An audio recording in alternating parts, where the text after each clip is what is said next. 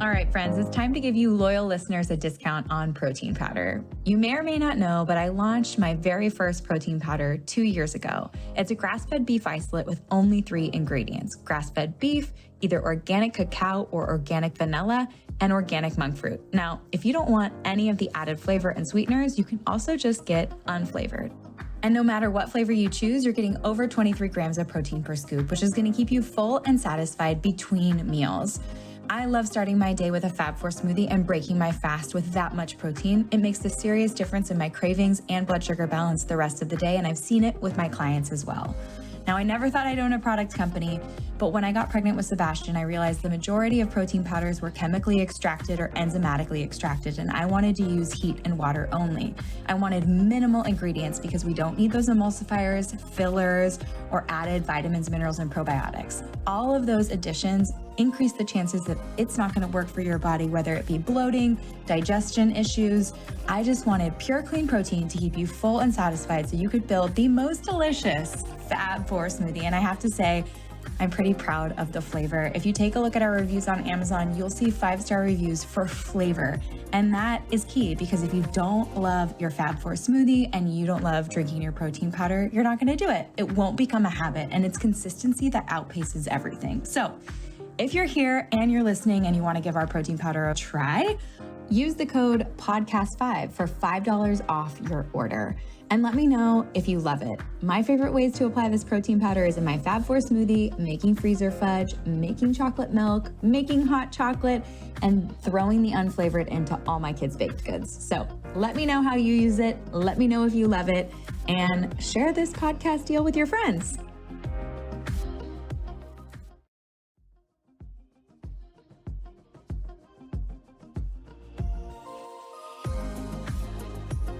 Today's guest is Cassy Joy Garcia. She's the best-selling author of Cook Once, Dinner Fix, Cook Once, Eat All Week, and Fed and Fit, as well as the creative force behind the popular blog Fed and Fit. Eager to share her healthy living secrets with the world, she started Fed and Fit in 2011. Since then, she's become a holistic nutrition consultant and transformed her personal blog into a supportive and nimble online wellness editorial, backed by a small but mighty team of writers, researchers, and editors.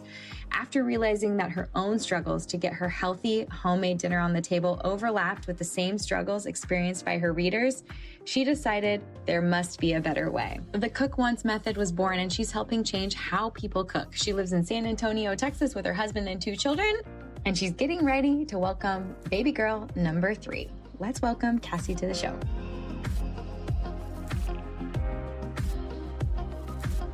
All right, Cassy, welcome to the show, fellow mama, fellow author. I just can't wait to learn from you today. Thank you for being here.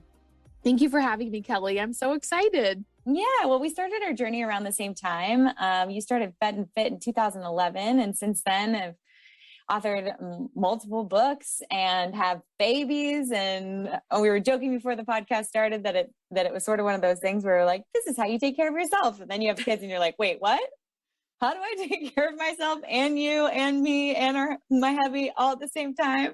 Yes. So I'd love to know your story, though. What got you started in health and wellness and writing recipes and helping your community? You know, I really started it as I was in my early 20s, and I had kind of started to just decipher my own health journey and figured a few things out. I didn't realize how unwell I was and how also optional that condition was. You know, I thought, oh gosh, I'm in my early 20s, or I'm 23 now, of my knees and hips are just supposed to hurt and I'm just supposed to be sleepy. This is just adulthood, right? Like, because I knew it all. And as time went on, I realized that I could actually feel tremendously better if I made some changes with some of the kinds of foods that were showing up on my plate. And so I did that, experienced tremendous return. You know, I got a new lease on life. I'm not trying to be overly dramatic, but that's really how it felt. And wanted to share that with folks. And so that's why Fed and Fit started. Was these are the recipes that I'm making and they're working for me. And these are the things that I'm learning about nutrition. And I went on to become a nutrition consultant so that I could just learn more and offer more feedback. But that was the heart of it, was I took me the long, windy road to get here. And if I can help someone cut some of those corners, I'd love to be able to do that. Well, what advice do you have for people who are tuning in? I mean, I would assume that if they're tuning in, they have a love of health or they're taking care of themselves. But what someone's just getting started, what advice do you have for them to get that new lease of life that you got? Something that this was a common thread in my own journey and also when I had my nutrition practice was I really believe that you know you best. Now, that can be very intimidating to hear because we've spent so much time leaning on other people to tell us about our bodies and to tell us our cues and to tell us the way we should be feeding and fueling and doing all the things. And so I want to affirm that you actually know you best. And one of the ways to do that, to figure that out, to decipher it, is to start some kind of a journal. And I think writing it down and getting it on paper sometimes helps us distill the facts from the feelings about things. So, for example, instead of like a lesson learned for me in that journey was I would go out with family and have a big bowl of pasta and some bread and maybe a glass of wine or two. And then I'd be like, oh my gosh, right? This is 10 years ago. So bear with me. But I'd be like, I gained 10 pounds last night. Like I ate bad foods, right? I so used to think of them. And this is just, I just don't feel good. I did it to myself. There was like this weird guilt around the food choices I made. But if I wrote it down and I said I had pasta and half a loaf of this crusty bread and 2 glasses of wine, and now how I'm feeling is I'm tired and I'm bloated, and I keep track of that. And me, for example, I can't eat wheat gluten anymore without consequences. But it was because of journaling that I realized that, it wasn't this bad food. It's just food that particular one just doesn't agree with my body. And so by being able to get it on paper, I was able to be like, oh my gosh, it's not like me. It's not this thing that I did to myself. It's just that particular ingredient causes me to feel bloated. That's all that's going on here.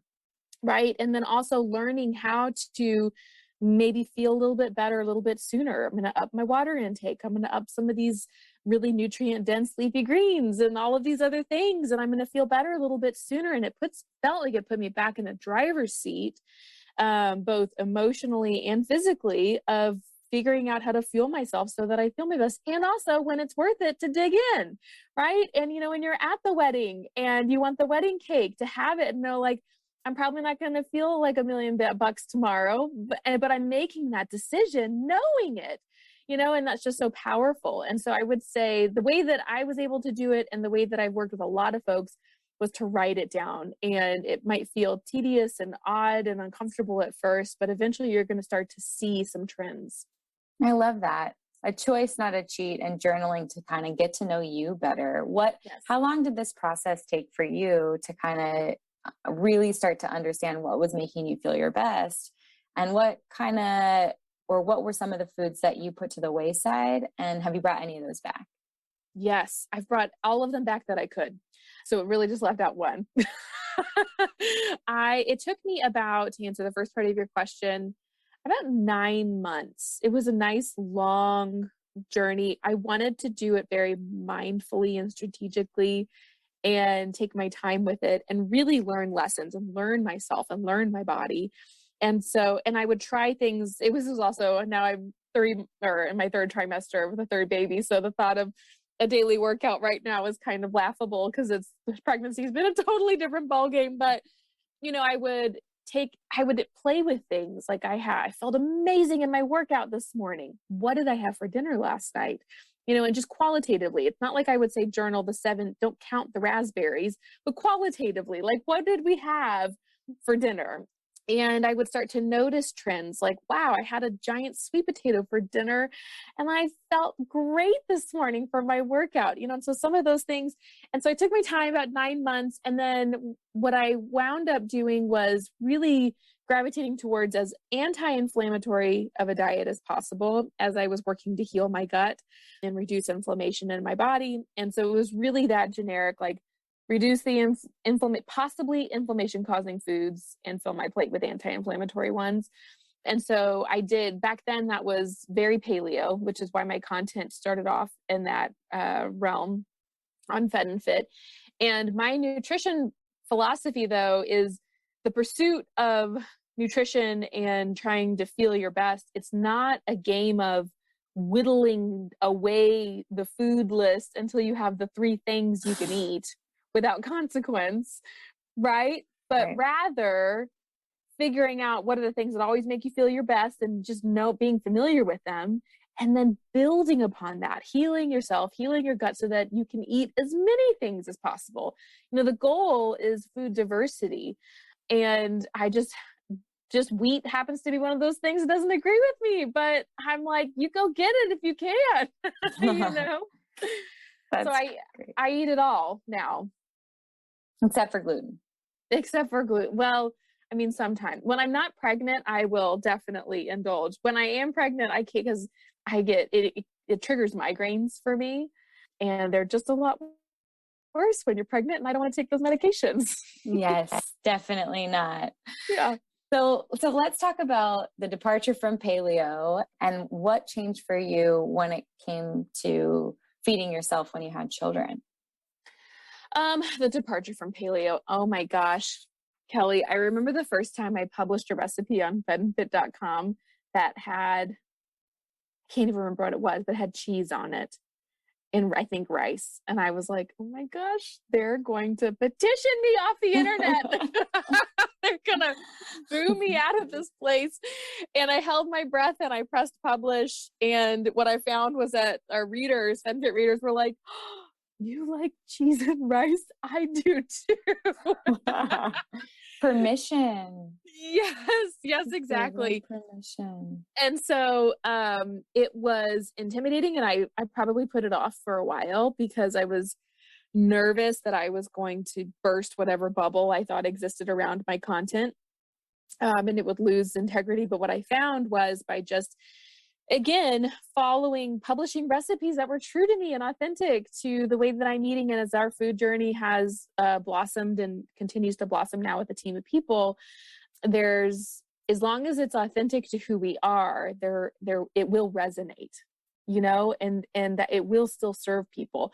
And we do still publish recipes that happen to be grain-free, dairy-free, and whatnot, and provide considerations therefore, because as a nutrition consultant, you can't turn that part of your brain off, knowing that there are folks who want to be or need to be dairy-free for whatever reason.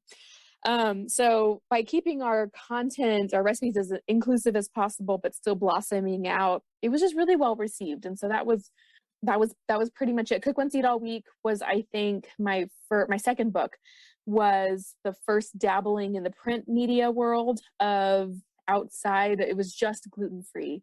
It wasn't necessarily dairy-free or legume-free or anything like that.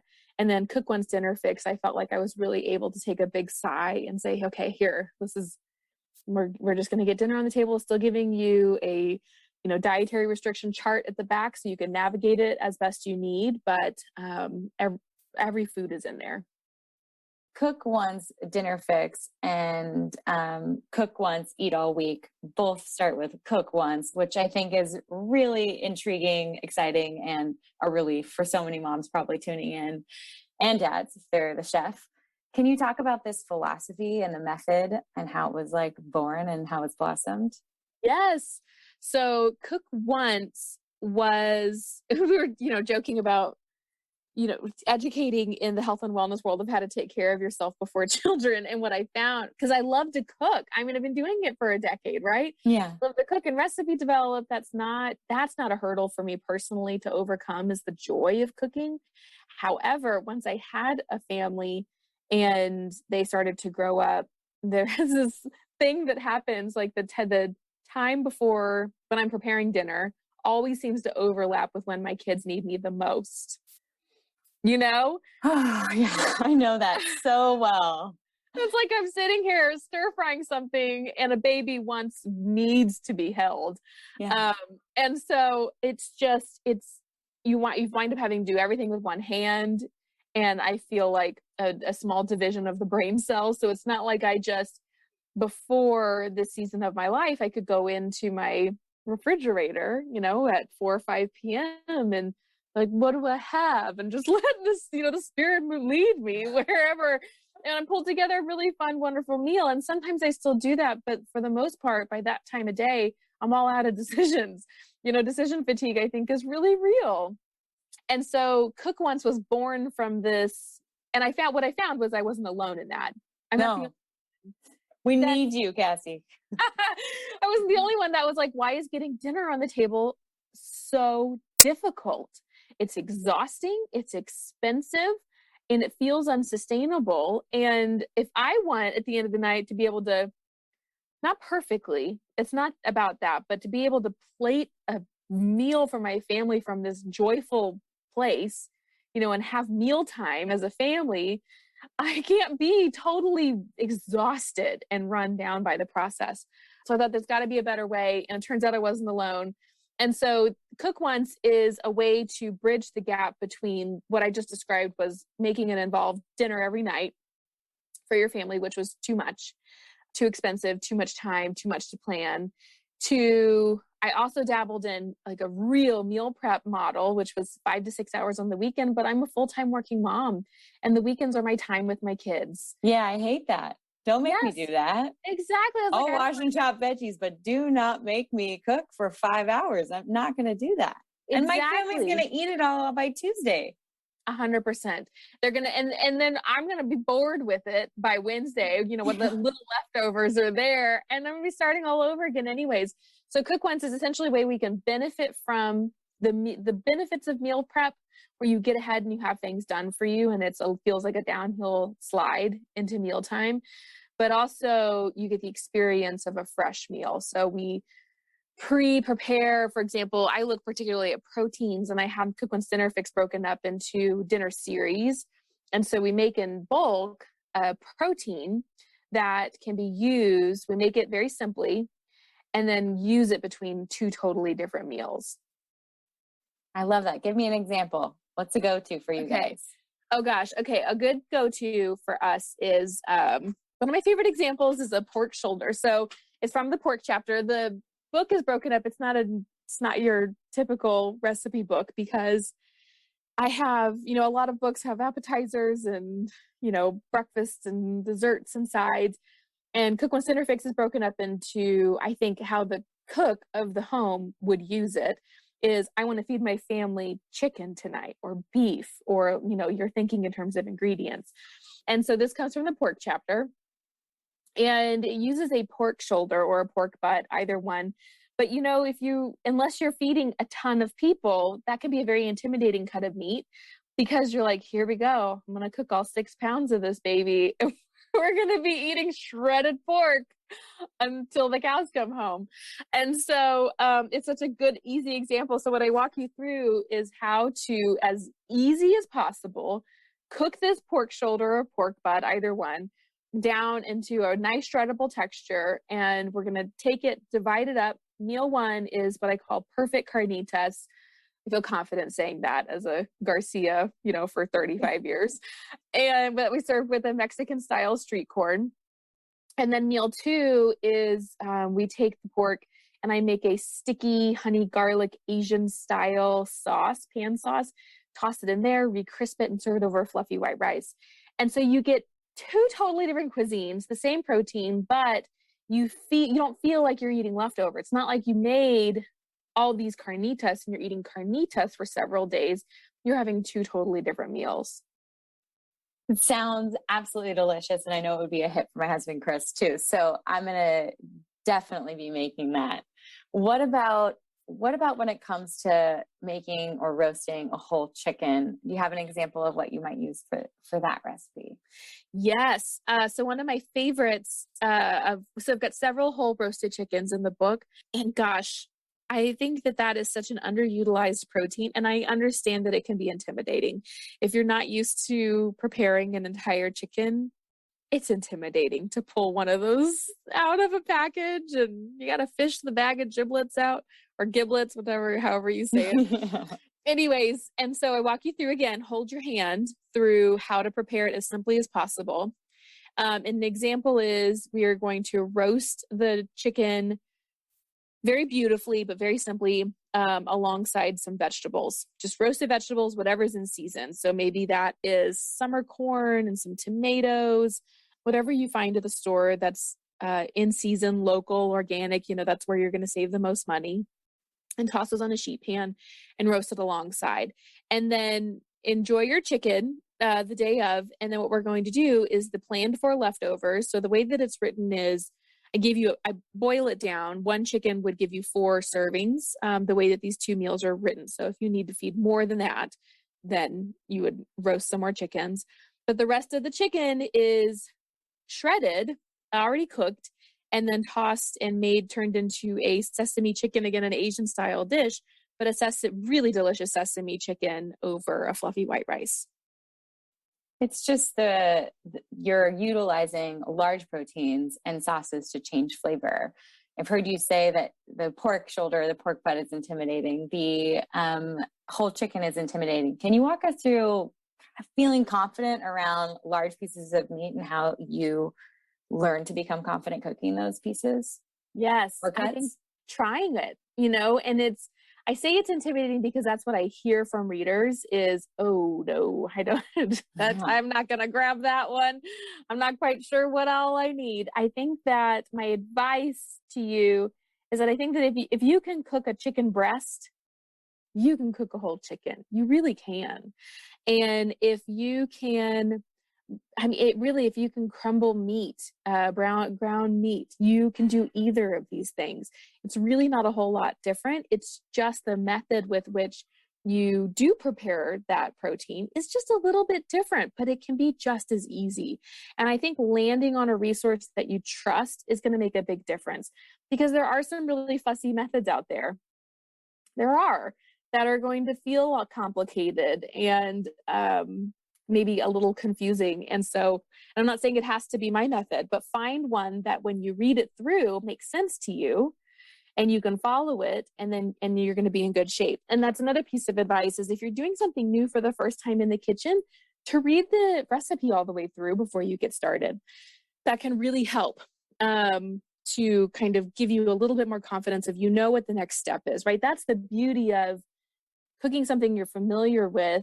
The reason why it's comforting is because you know what to expect next. You know what cooked ground beef looks like in a pan, right?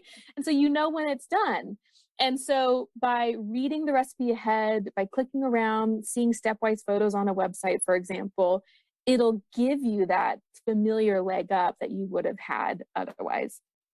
That's such a good advice. Read it to the end. I think there's taking that a step further is just saying like, okay, here's 2 recipes that cook a whole chicken. Let's read both of these all the way through. Yeah. Like, what are they doing differently? I love also that you mentioned that you would know what ground beef looks like cooked. I think for me, when it came to those larger cuts of meat, getting an internal thermometer was like the biggest game changer for me, because they are pretty easy. You just put them in the oven. But the scary part is pulling them out and going, am I going to cut into this and see bright pink chicken in the middle? Or is it going to be undercooked? And then can I put it back in, or have I ruined it? I'm supposed to let it rest. I'm supposed to do this. Like that's the game changer for me. And I feel like learning that the temperature of the oven could be anywhere between 350 and 425. And it really doesn't matter as long as the internal temperature hits X, Y, or Z.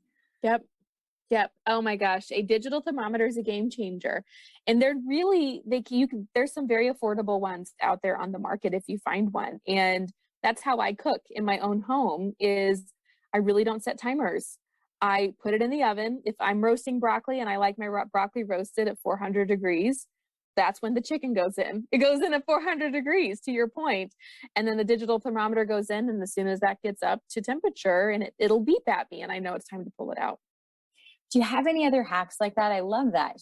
When it comes to roasting vegetables or broccoli, you like it roasted at 400. Are there any tips or hacks that you're like, this is a non-negotiable, this will make this super easy, or definitely try this? I want the chef inside tips. Yes, you bet. Well, this is kind of a preparing for meals hack I have for you. And it's a little odd maybe brace yourself. But when you get home from the grocery store, or if you have your groceries delivered to your house, it depends on the day.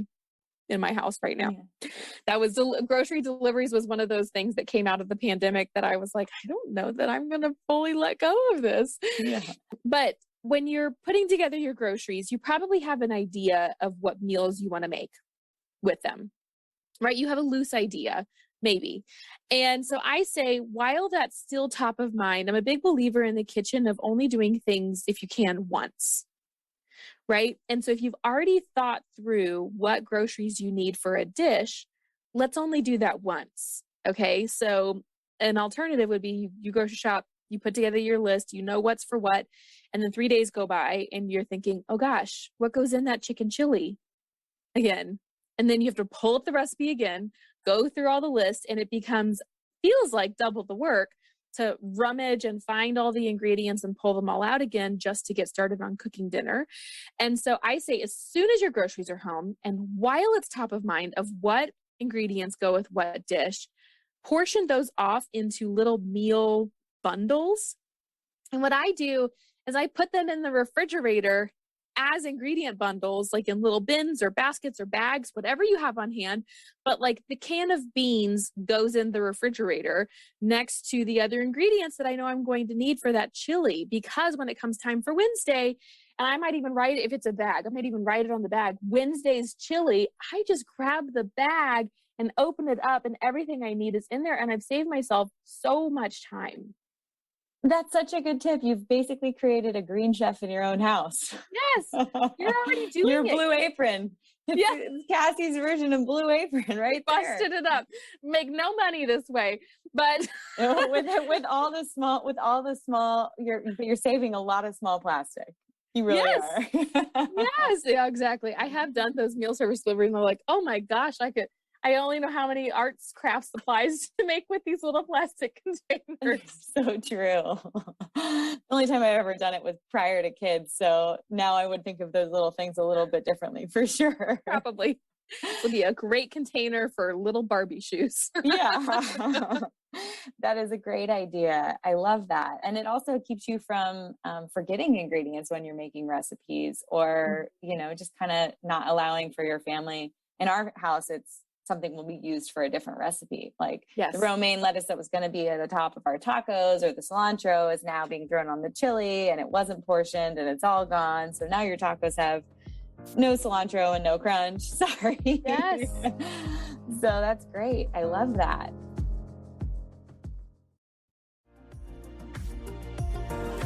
What about when it comes to making breakfast and lunch? I know your new book is all about the dinner fix, but how are you using dinner for other meals, or how are you keeping things efficient in the kitchen for the rest of the meals throughout the day? Yes, that's a great question. And I think of meals now, I can't undo my brain this way in terms of what my children need for meals, right? And what my husband and I need for a meal.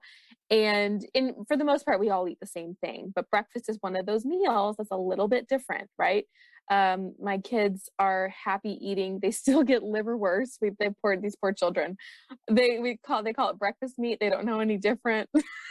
That's amazing. I'm so proud of you. All that vitamin A, literally like multivitamin of like just liver. I mean, I love liverwurst and liver pate. And it's amazing that your kids do. It is. I don't love it, but we've enough that they developed a palate for it. And so their breakfast, they really like a predictable breakfast. And what I like to do, to your point, is incorporate some components from dinner or from other meals where I'm probably revving up the oven, where I might not do that at 6:30 in the morning on a weekday. And so if I'm roasting potatoes to serve with a roasted chicken, for example, I will always roast more potatoes. And then while I am pan searing the girls' liverwurst, I'll also throw some potatoes in there and put some extra fun, like a diner style seasoning on them, and make some diner potatoes to serve with my eggs. And sauces are always, I get folks writing and asking, gosh, I have so much of this, Oh, there's this Peruvian style green sauce in Cook One's Dinner Fix that is served with this Peruvian paprika style chicken. And it's divine. And I had someone write to me and be like, I have so much sauce left over. What should I do with it? And I was like, you just won the lottery. You you use it. You can't, so when I'm making a sauce for dinner, a chimichurri or a sauce like that, intentionally make sure I've got double the amount. And then I spoon that over if I'm making eggs or something else in the morning, to just bring that dish to life. And so finding ingredients and components of a meal that I can make more of while I already have the oven on, knowing that they'll go to great use during a meal like a breakfast, is always a win. That's great advice.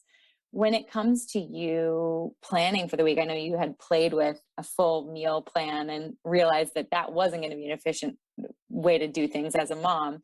What does a loose meal plan or planning for the week look like for you when it comes to grocery shopping? How often are you grocery shopping? How many meals are you throwing in your grocery cart online or physically? Yes. What does it look like?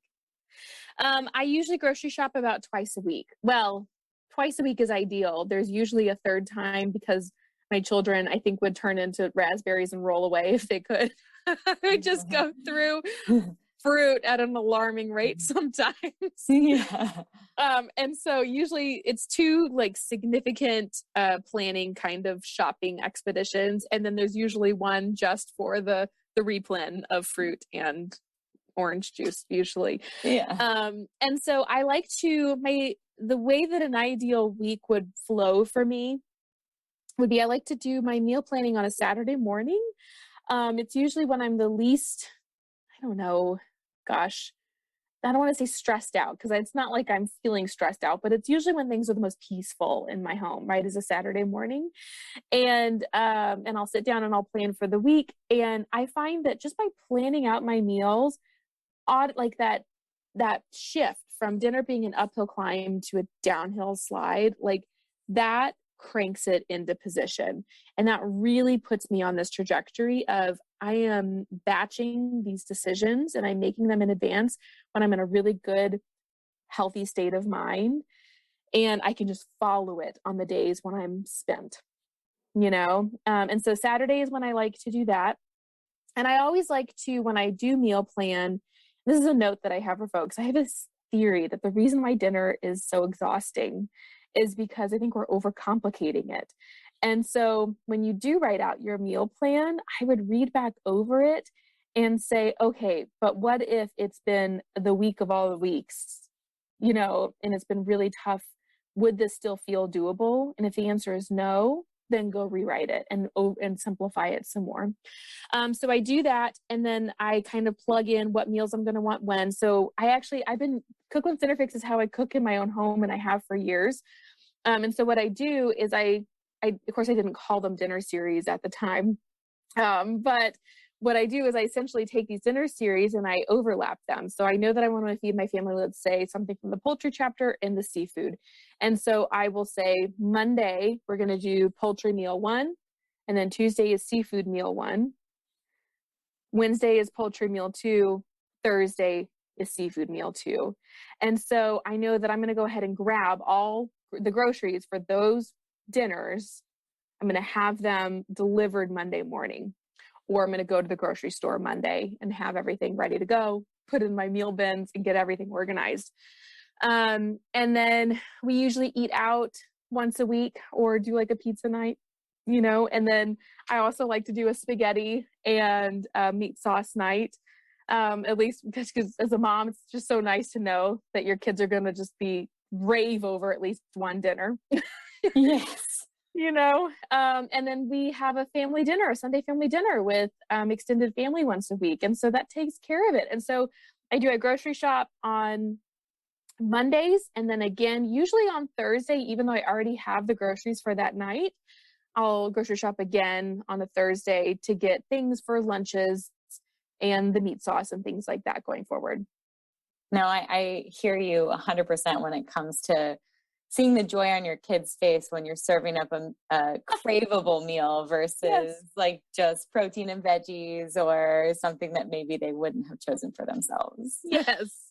Can you explain saving proteins? Like, for example, you mentioned the seafood on Tuesday and a Thursday. I feel like sometimes I get hesitation from people saying, I don't want to save my protein that long. How long can we keep cooked proteins in the fridge? How are we saving seafood and using seafood again?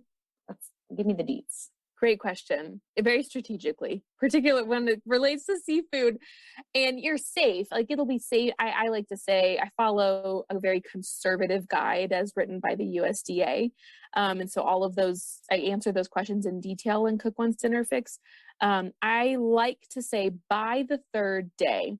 So if you cooked on Tuesday, then ideally you would be enjoying that second meal by the third day afterwards. So that would, what did I just say? If you cook it on Monday, then that would be by Wednesday, would be day 3, would be for ideal results.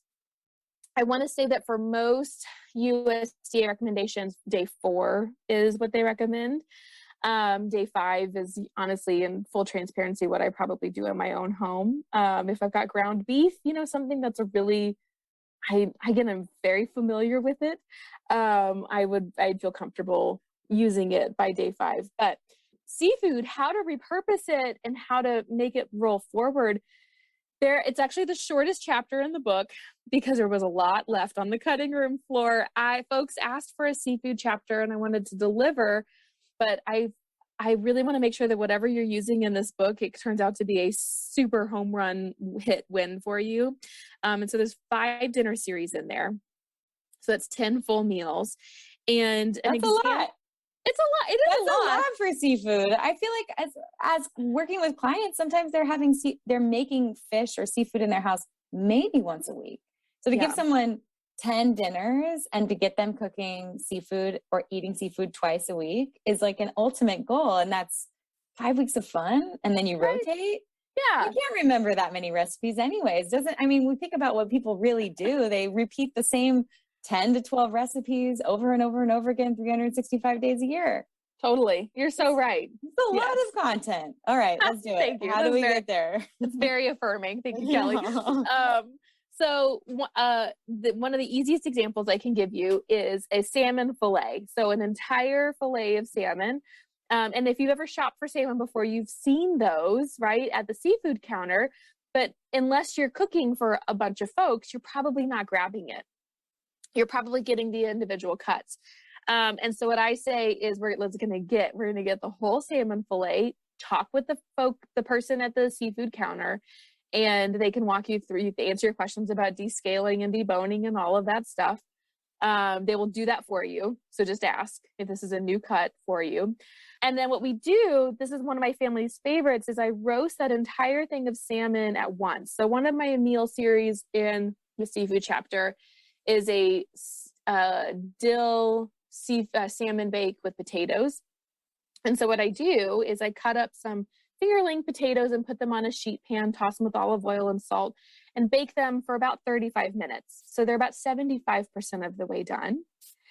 And then pull them out of the oven. Sometimes I'll put asparagus in there or broccoli or other things. And then I just make a wedge in the middle of the sheet pan, slide the salmon fillet on there, the fresh raw salmon. And then I make a sauce that it's just essentially like a good mayonnaise with some dill and some lemon. And I smear that on the top of it. And then I put it back in the oven to finish baking for about 15 minutes so that the potatoes are nice and crispy. The salmon is cooked perfectly. And you have this great meal. So you enjoy meal number 1. And then you have half of the salmon fillet that's already cooked left over. And so what I do is we take that and break it up and turn it into, I actually do 2 things with it. And I've got both of these examples in there, but either a salmon burger or a salmon cake. And so like a lot of salmon cake recipes are going to call for canned salmon. So anything that calls for canned salmon is cooked salmon. Yeah. And so if you've pre-roasted the salmon, you have an even better ingredient to make those with. Oh, sounds delicious. And the crispy fingerlings with the whole salmon. Talk to me about roasting with mayonnaise. Oh my gosh, it is a game changer. So I use that avocado oil mayo. I think it's so delicious. And so I just put that with a bunch of lemon. I call it ranch dressing in my house. Again, it's like my children's breakfast meat. Yeah. And so it's just a lot of lemon juice, dried dill, sometimes a little bit of garlic, and just smear that on the top. And it almost comes out as a bit of a tartar sauce. Like it's warmed through, it provides tremendous flavor. And I like to think that it really helps round out the fat profile of the dish in general, but it's great.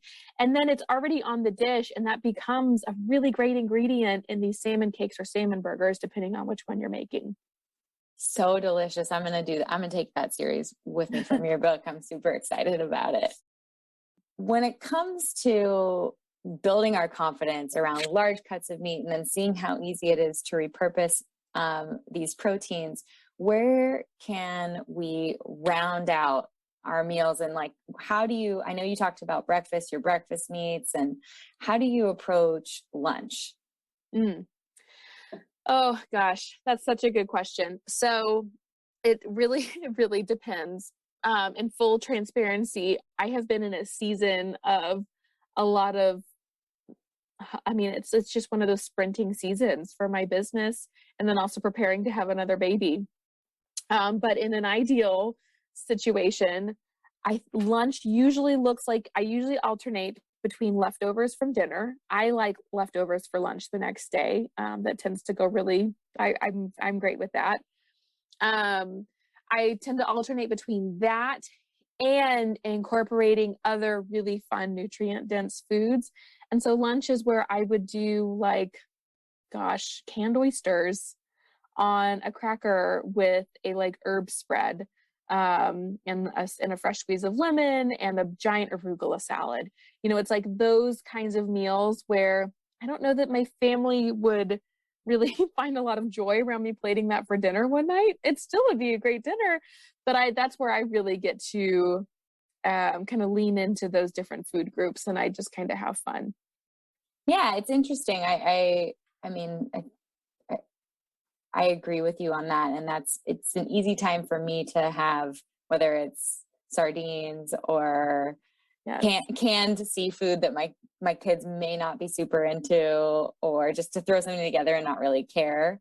It's also a time when I think when we're packing lunches for school, where they're going with their lunch and I'm kind of just fending for myself half the time, or taking the leftover taco meat and throwing it on whatever greens and raw veggies I have in my fridge, and either using like a primal kitchen dressing or like olive oil real quick and lemon. Yes. I mean, moms, we're just like, how do we feed ourselves and get to dinner so that we can take care of everybody else? That's exactly right. And then when all else fails, I have a box of protein bars in my drawer at the office that I went through a season. I polished off a box at an alarming rate, and I was like, oh, I need to really get back on the lunch planning wagon. Yeah. And I think there is, I think if the pandemic has taught us anything too, and people are stretched, they're teaching their kids, how doing homeschooling, and they have so much cooking fatigue that we have to have space for takeout, and we have to have a plan around like bringing food in when we need it. But what I love so much about your new book, Cook Once Dinner Fix, is that you are helping people with that fatigue.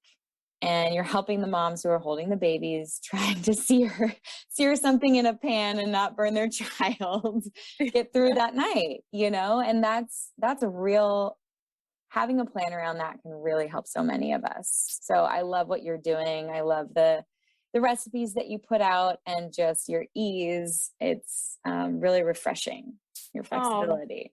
Thank you so much. That really means a lot. I hope at the end of the day, it's helpful. That's the only reason I do it, is to hopefully help some folks and make life a little bit easier, and I hope a little bit more joyful. Definitely.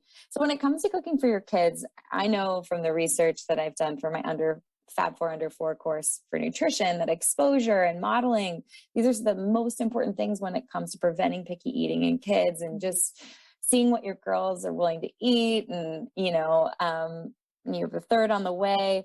What advice do you have for parents who maybe have picky eaters, or who feel like, overwhelmed to introduce something like liver or salmon with their kids? Yes. And I have to say, I have not done the research and I have 2 data points. And so, from a scientific an N of 2. Yes, N of 2, exactly.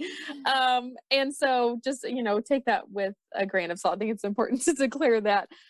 So what's worked for my 2 data points are that if I want to introduce something new, and my children, if you have a picky eater, or you find that your child is going through a season where they used to love apples and now they don't anymore, I think that a lot of that is very natural and it's okay. And it doesn't necessarily have to be something that we have to fix. And I think what I have found is that just having it still there and introducing it. So if my daughter goes from apples for a long period of time, my 3.5-year-old were her favorite nighttime snack.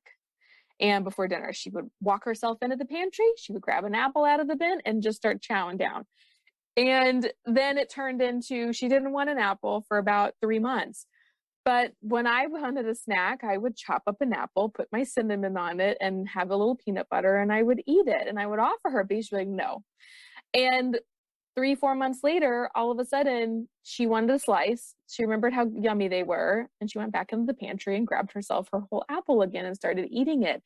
And so I find that I have found that by not making a huge deal out of it, right, and trying to enforce it on her, like, but you love these, please eat this. I bought them for you. By trying not to make a huge deal of it, but having it available. And like you said, modeling, like, I think they're delicious still, so I'm going to eat it. It eventually re-intrigued and she cycled back into it. And so just like our cravings fluctuate, I think that kiddos do too. And so I try to hold all that very loosely. And then as far as introducing new foods, what works for our family is a couple things. I think particularly about dinner, for example, is that I try to serve my kiddos the same thing that we're eating, but I serve it in a different way. So if I make chili, for example, what that looks like to me and my husband is, oh, yummy, a bowl of chili. We know what it is. But to my 3.5 and 1.5-year-old, they're like, what is this mystery bowl? I don't get this. I'm out. Yeah. And so, but they love beans. They love the diced tomatoes that are in there. They love the onion. They love all the things that are in there.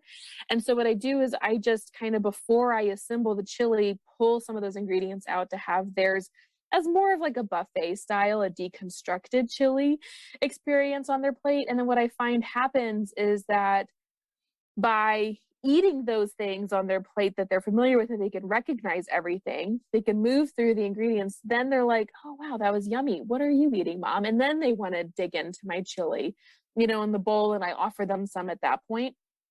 And so that always helps. And then introducing new things, I just put it on the plate and see what happens. And sometimes they're curious about it and sometimes they're not. And I try not to push it, or we'll just talk about it like that's salmon. It's a really neat food. Just explain it. And then if it's a bunch of foods that are going to push the envelope, I try to make sure there's something on their plate that they will love. Fruit in our home is a really easy button, and so I always try to put a piece of fruit on their plate at all of their meals. And so if I know they're going to love those mandarin oranges, they're going to work up some momentum and maybe just it's going to carry over into trying beets, for the first time. I love it. What I think is just so important is not having the pressure. Yes. Right? Because just like you said, they come around, they get curious, they change their mind, they exert their power, they come back around. What do you have?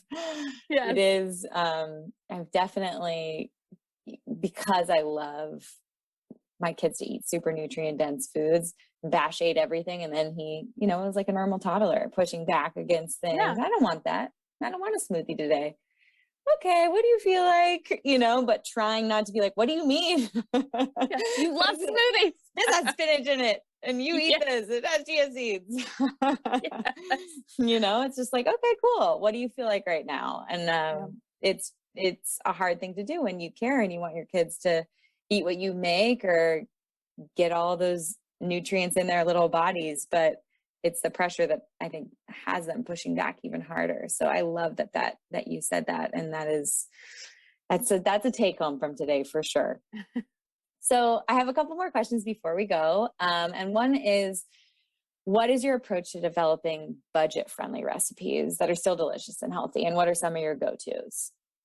My approach to budget-friendly recipes is to really I think it's turning the table on, instead of recipe planning, this is what I want to make this week, I tend to recipe plan from this is what I have, or this is what I found at the market, right? And I think that can be the biggest pivotal shift in making a big impact on your budget. For example, if you go to the grocery store, you see that your favorite ground beef is on sale, right? Let that influence your menu, versus, oh gosh, ground beef's on sale. That's so nice. But I chose ground turkey, this week.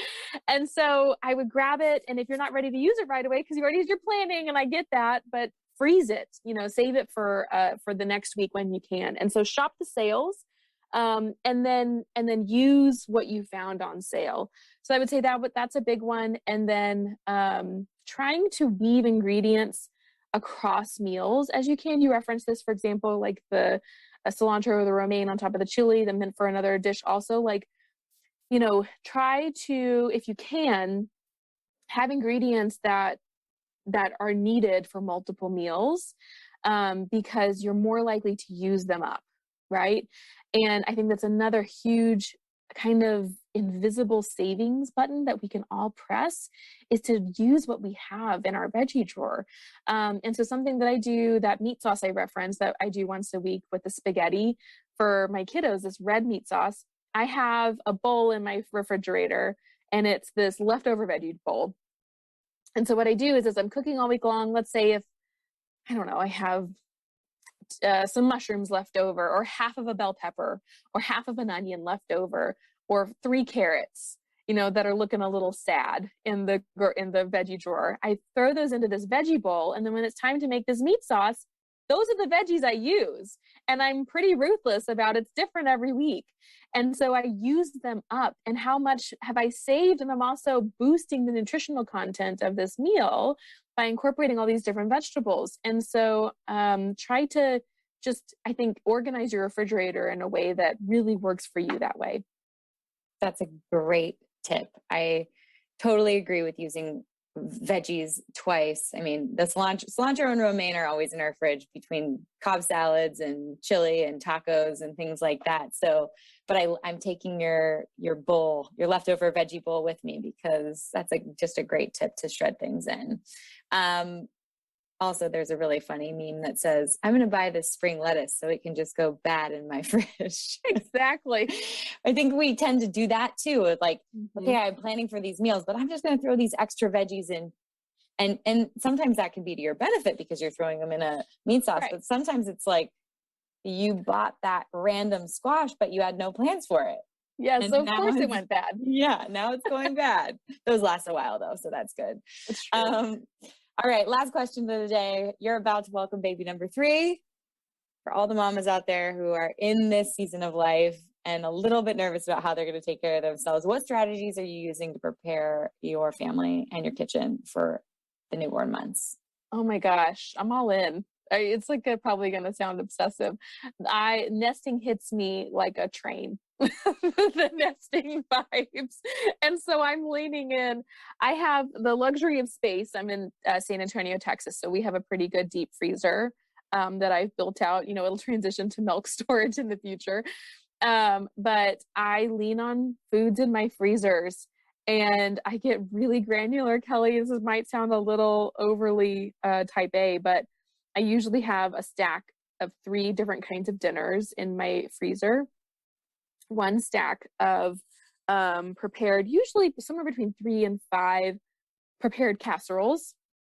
And I try to make them so that they're going to be enough for dinner and a lunch the next day, because my family gets really bored. We can't do a huge casserole. And then a stack of what I call like freezer soups. So, all the ingredients are in there, and then I just have to just toss it into my crock pot or my slow cooker, and let that go during the day.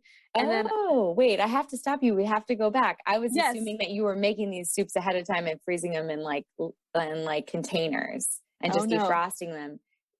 Walk me through this. Like, what are some examples of soups that you're just throwing in your crock pot? Yes. Okay. So there's this lemon turmeric soup, for example, that's very popular on my website, and it makes a great freezer soup. And so what I'll do is it's chicken, sweet potato, there's some kale in there, coconut milk, broth, lemon juice, turmeric, ginger. It's really wonderful. It's really great for you. It's kind of rethinking healthy, healing chicken soup. And so what I'll do is I'll put all of those raw ingredients in a bag together. Raw chicken, raw kale. All of it goes into a bag. Coconut milk, everything that I would need for the soup. Maybe not the lemon juice. I usually save that because, not to geek out too much, but vitamin C is very fragile. And I think that it typically does best when it's used fresh at the very end of the cooking process. It's easy enough to toss in at the very end. And so I pre-label my bag, because you can't write on a water bag. Pre-label my bag, and I put all the ingredients in there and seal it, freeze it flat, and then so that I can transfer it up, and I store them in like books. But then when I'm ready for it, I pull that out and let it just sit on the counter for about 30 minutes until the outside of the bag is soft enough for me to just pop it into a crock pot, and the lid goes on, and I set it on low for 6 to 8 hours. And then we've got this yummy, bubbly soup. And then I shred the chicken just the very last minute. Delicious.